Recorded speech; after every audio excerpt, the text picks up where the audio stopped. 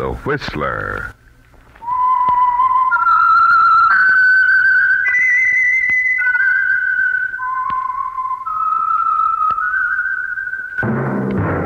That whistle is your signal for the Whistler.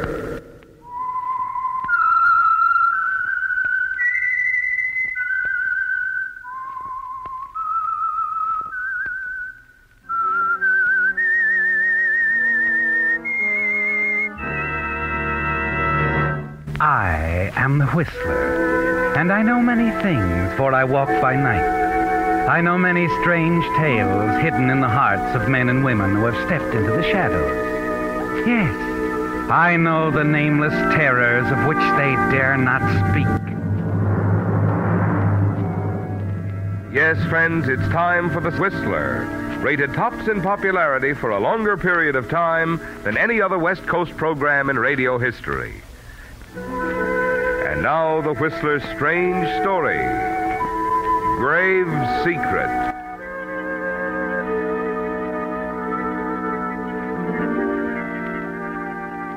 From the parlor window, Harriet Eldridge watched the postman wheel his bicycle down the tree-shaded street, saw him turn into the driveway and approach the house. She stepped out into the hallway and stopped for a moment to rearrange a bowl of dahlias on the table, then hurried to the door, a faint smile on her lips. The letters had become very important to Harriet Eldridge. Yes, very important. And she was pleased that they were arriving with such regularity. Morning, Miss Harriet. Good morning, Henry. Here's another one from Australia. Oh, from Mr. Pettis. How nice. Sure is having a big vacation for himself, ain't he? I wish I could retire, go gallivanting all over the world. Only I wouldn't go off visiting relatives. Mr. Pettis has no living relatives, Henry. He's just visiting friends. I got relatives back in Sioux City. If I never see 'em again, it's okay with me. Mm-hmm. But, I'm sorry, Henry. What did you say? I was reading Mr. Pettis' letter. No, nothing. Are those photographs? Oh, yes. You know Mr. Pettis and his camera. Here, let's see. Something written on the back of this one. View of Queen Street, main thoroughfare of Brisbane. Isn't that nice, Henry? The old boy sure is getting round, ain't he? Must be having a great time. They say them Australian women are real pretty. Now, Henry. Don't see why Mr. Pettis has to go chasing off to Australia when he's got the best-looking housekeeper right here in Santa Rosa, USA. Oh, thank you, Henry, but... It looks like you got company. In a taxi, too. Say, that's your brother Melvin, ain't it? Yes. Yes, it is. Well, I'll be going along now, Miss Harriet. Bye. But, yes. Goodbye, Henry.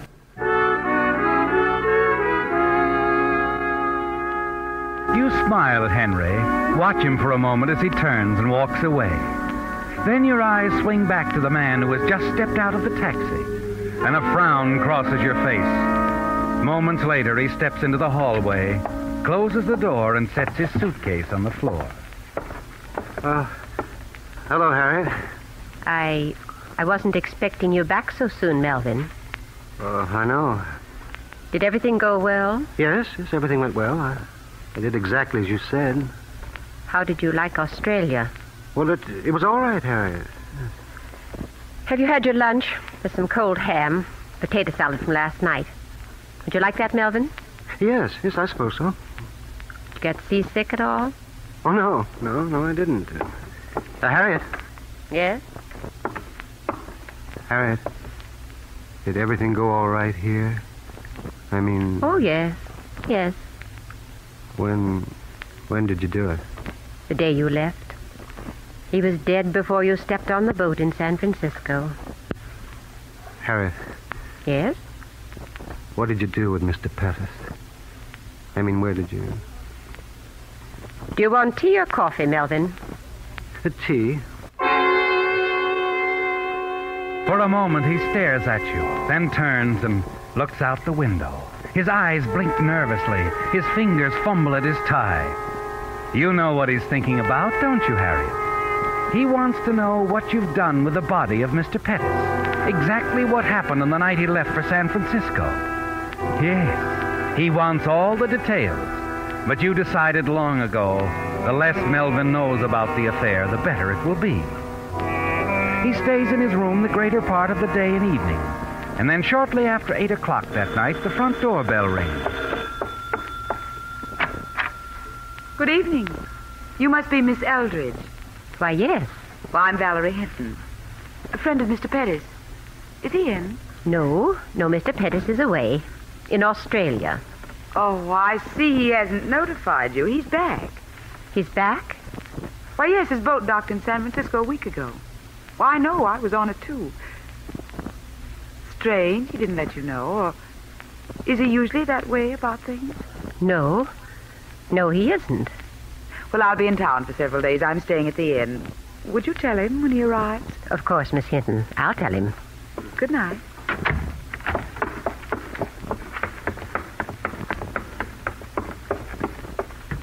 Melvin. Oh, yes, come in, Harriet. Melvin, why didn't you tell me you'd arrived in San Francisco a week ago? Oh, well, And who is this Valerie Hinton? Valerie. How did you know? She was here a moment ago asking for you. Here? Why did you have to tell her you were Albert Pettis? Harriet, I was only doing what you said. You told me to use the name to establish his presence in Australia. You met this woman in Australia? Yes, I did. I see. And this week you spent in San Francisco, was that devoted to Miss Hinton? Well, at first I saw no harm in it, Harriet. She's a wonderful person. Did you have to tell her you lived in Santa Rosa? I didn't. Oh, she must have seen the Santa Rosa postmark on the letters you sent me in Australia. Oh, believe me, Harriet, when I ran out on her in San Francisco, I never thought I'd see her again. You ran out on her? Yes, I realized it would be dangerous. What with everything that's happened here. So she followed you. Oh, Melvin, don't tell me she's in love with you. Oh, I don't know. Are you in love with her? Yes. I'm sorry, Melvin. You'll have to get rid of her. Get rid of her?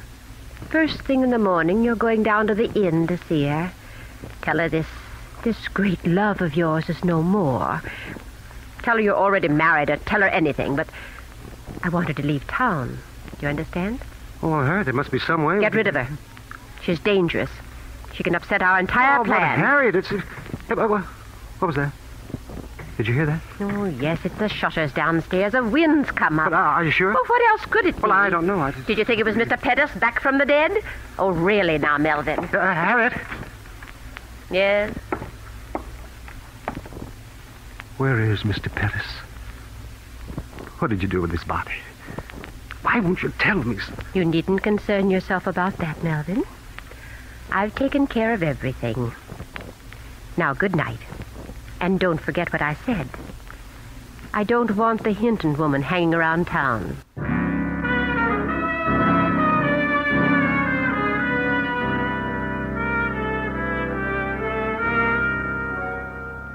The following morning, you're alone in the big house.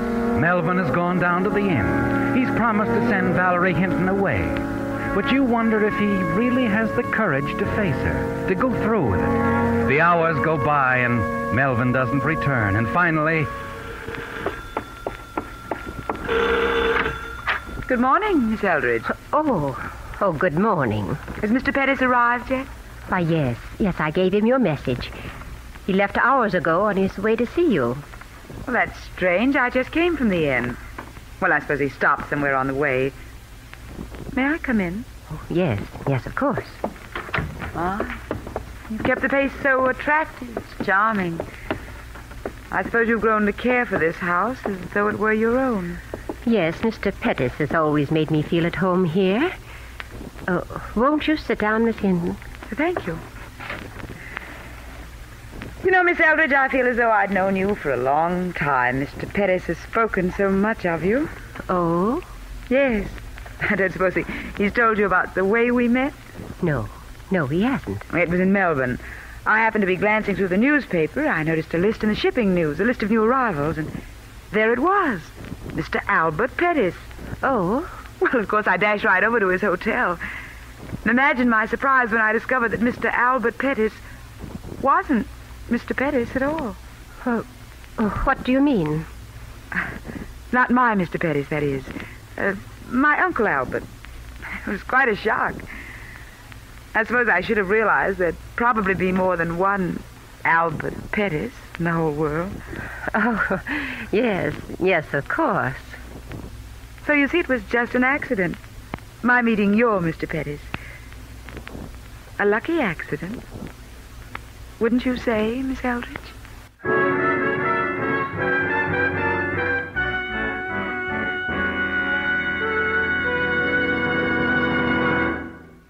With the prologue of Grave Secret brings you another strange story by The Whistler.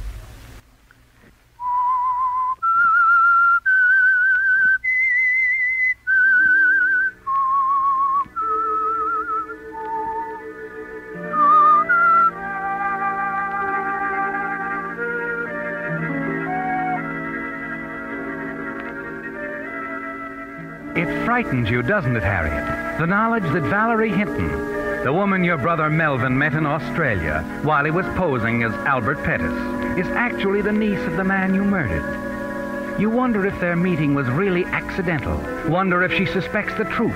1,000 confused thoughts race through your mind. You were so sure Albert Pettis had no living relatives, that there would be no one to spoil your little plan. Yet here she is, sitting in the parlor of the big house, chatting gaily about her meeting with your Mr. Pettis. And then suddenly something she says stirs a flicker of hope within you. Oh, no, I haven't seen Uncle Albert in years. Lost track of him completely. Not his fault, of course. After all, I'm supposed to be dead. Dead? I don't understand. During the war, I was a writer living in Java. There were several bombing raids. In the confusion, I was reported missing and given up as dead. I suppose Uncle Albert was notified. I see. When I got out of the hospital a year ago, I tried to find some trace of Uncle Albert, but I wasn't successful. Well, I had to earn a living, you know, so I went on to Australia. Then one day I ran across his name in the shipping list, and, well, you know the rest. I met your Mr. Pettis instead. And you have no idea where your uncle is? None at all. Maybe dead, for all I know. I've about given up finding him. I'm devoting all my time to writing now. That's why I've come back to the States. To try my luck here. Oh, Harriet, how would I... Hello, Albert! Oh, Albert. You watch Valerie rush across the room, throw her arms around Melvin. He stares back at you over her shoulder, a bewildered, hopeless look in his eyes. You turn, hurry away. Moments later, you're upstairs in Mr. Pettis' room, searching through the closet. Then you find what you want.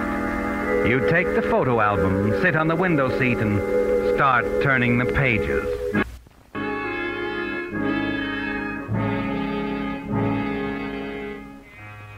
A half hour later, you hear the front door close, and then Melvin's footsteps approaching your door. Harriet? Yes? Is she gone? Yes. She won't be back. What'd you tell her? What difference does it make what I told her? She won't be back. What are you doing? Just looking through the old album. I found what I wanted. What? Never mind. Come along, Melvin. It's almost time for your lunch.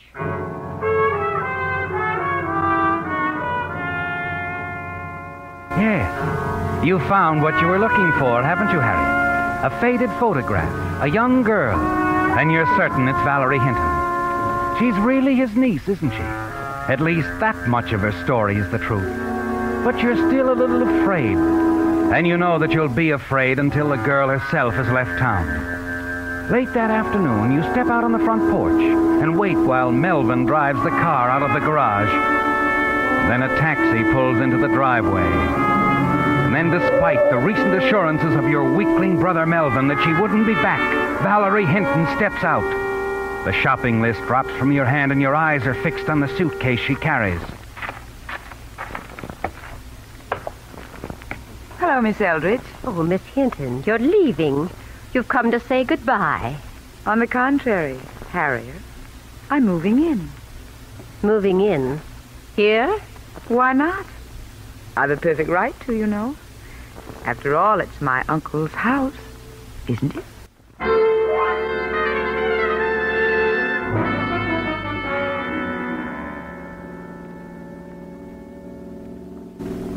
Harriet, Yes, Melvin? what are we going to do about Valerie? There's only one thing to do. We're not going to stand by and let her ruin everything. Are we? Send her away, she'll go to the police. We're not going to send her away. But Harriet, we... Harriet, no. You can't do that again. Have you another solution? But I'll have to think about it, but you must forget what you're thinking, Harriet. I won't have it that way. Do you understand? I won't have it. Watch the road, Melvin. You hear me, Harriet? One murder is enough. Still in love with her, aren't you?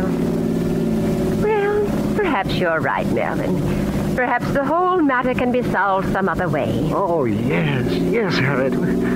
We'll find a way. I'm sure we will.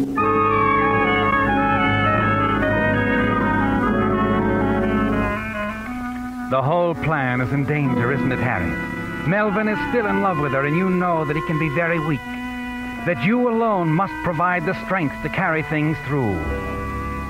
Late that evening, after Melvin has gone to bed, you and Valerie are left alone in the library. I was looking through some things, Valerie. Papers and newspaper clippings that belong to Mr. Pettis. Oh? I found this. How interesting. A full account of your death in Java during the war. Your name was Valerie Pettis then. Yes, it was. I was wondering if you'd taken any steps to rectify this impression that you're no longer among the living. Of course not. You've read this article, haven't you? Yes. Before her death, Valerie Pettis was wanted by the police. That's right. So you see, we're in very much the same position, aren't we? Neither of us can go to the police, or anyone, about the little secrets we've both discovered. You're quite confident? No. Just very observant, Harriet. I know exactly what's going on here. So? So? That's sufficient reason why you'll keep your secret as long as I keep mine. I see. Now, there's something else, Harriet. Uncle Albert's money. Money? Yes, I know about that, too. Uncle Albert received a lot of money in jewels several years ago, an inheritance. And if I know dear Uncle Albert, he's kept it right here in this house. I'm one who believes in sharing the wealth, Harriet. The money, the jewels, and this house. You intend to remain here? Yes. I like Santa Rosa. It's charming, quiet, and safe. Besides, I've grown very fond of Melvin. I know he's quite fond of me. So I wouldn't try anything, Harriet, dear. Melvin might not like it. Good night.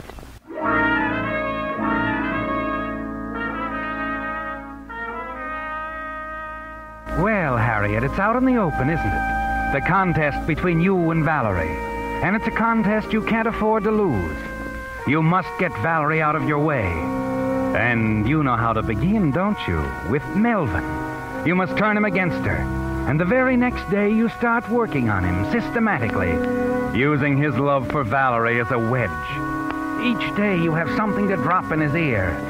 If Valerie goes for a long walk or to the public library, you manage to suggest to Melvin that she's keeping a rendezvous somewhere with another man. Slowly but surely he begins to break down, to draw away from the girl. Sometimes even getting up from the dinner table and leaving her in the middle of a conversation. What's the matter with him? Melvin? Yes, why did he walk out of the room like that? Well, I'm sure I don't know. Perhaps he's tired. Tired of me, you hope? I didn't say that. As a matter of fact, Valerie, I've come to grow quite fond of you. I'm not foolish enough to believe that. On the contrary, you're foolish not to. Now, where are you going? Out! Isn't it rather late? I don't care. I've got to get outside, walk somewhere, any place. Somewhere I can think. I understand. I'll tell Melvin that you went for a walk.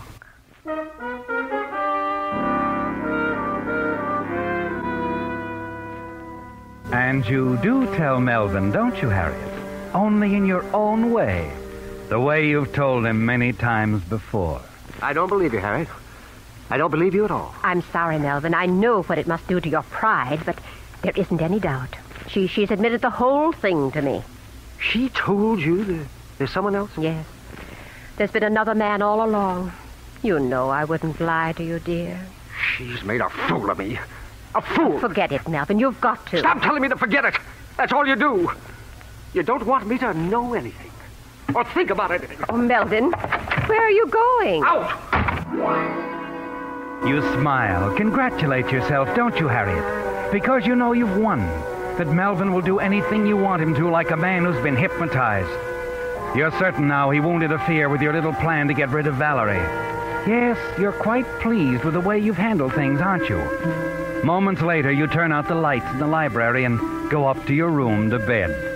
You lie awake for a long time, waiting for Melvin to come home. Finally, you hear the front door close. You hear his footsteps on the stairs. And then, just before you drop off to sleep, you wonder why Valerie hasn't returned home.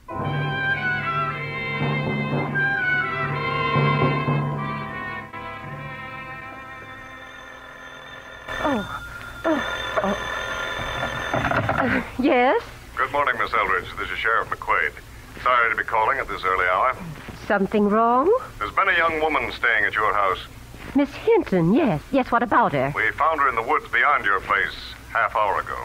You found her? She was dead, strangled to death, apparently with a rope. Oh, no, the poor child. She'd gone out for a walk last night, Sheriff. You haven't any idea who Oh, sorry, we haven't. Could you come down to make the identification? Oh, yes. Yes, of course. There isn't any doubt, actually.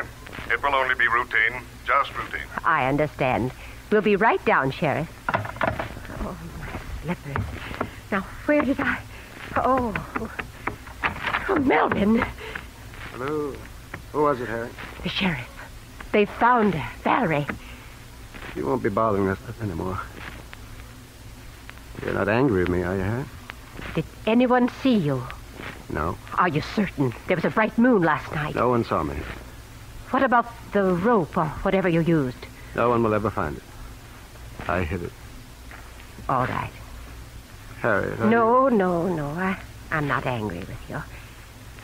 Now, we better get dressed and go downtown with me. And don't worry, Melvin. Everything will be all right.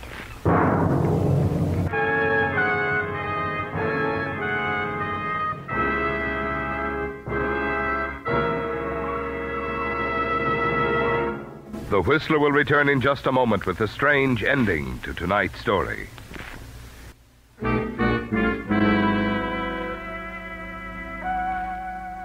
At the coroner's office is just as the sheriff said. It's simply a matter of routine, isn't it, Harriet? The two of you. Melvin's stony-eyed silence easily mistaken for the shocked grief that he appears to feel. And your own nervousness in answering the question. It's something the sheriff seems to have witnessed many times before. Finally, the identification is over, and they lead you out to another room. Oh, Sheriff, it's almost too much to believe. I know. Best thing is try to forget it, Miss Eldridge. Yes, just forget it. That's what we have to do, Harriet. Forget it. Come along. I'll drive the two of you back to the house. Oh, thank you, Sheriff. That won't be necessary. No. I insist. Bring my car around front. Yes. Tell me, Miss Eldridge, have you heard from Mr. Pettis lately? Still in Australia? Oh, yes. Yes, he is. I get an occasional letter. Mm-hmm.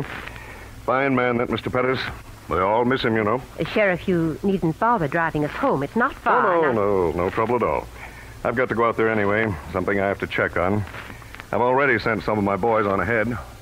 What? Well, we got a call from one of your neighbors. Might give us a lead. I don't understand. Your neighbor, Mrs. Enfield, tried to call you this morning, but it was while you were on your way down here.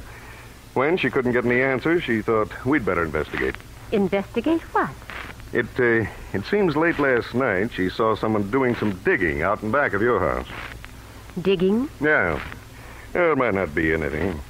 But then again, it might have been the killer burying the rope on his way back to the highway. Valerie Hinton was strangled, you know. Burying the rope, but where, Sheriff? Your neighbor says he was digging in the dahlia bed. We thought we might do a little digging there ourselves, if you don't mind. The dahlia bed. Oh, no. What is it, Miss Eldridge? Harriet, you never told me. Is that where you... Yes, Melvin. Now you know. Mr. Pettis was always so fond of dahlias, I thought it would be appropriate.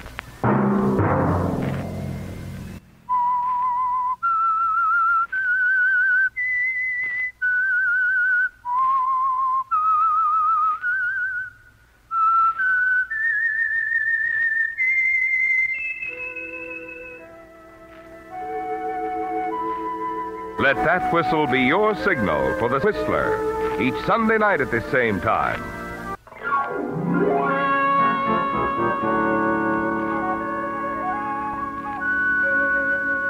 Featured in tonight's story were Sarah Selby, Howard McNair, and Betty Lou Gerson. The Whistler was produced and directed by George W. Allen, with story by Steve Hampton and music by Wilbur Hatch, and was transmitted to our troops overseas by the Armed Forces Radio Service. All characters portrayed in the Whistler program are fictional. Any similarity in names or resemblance to persons living or dead is purely coincidental. Remember at this same time next Sunday, another strange tale by The Whistler. This is Marvin Miller speaking. This is CBS, the Columbia Broadcasting System.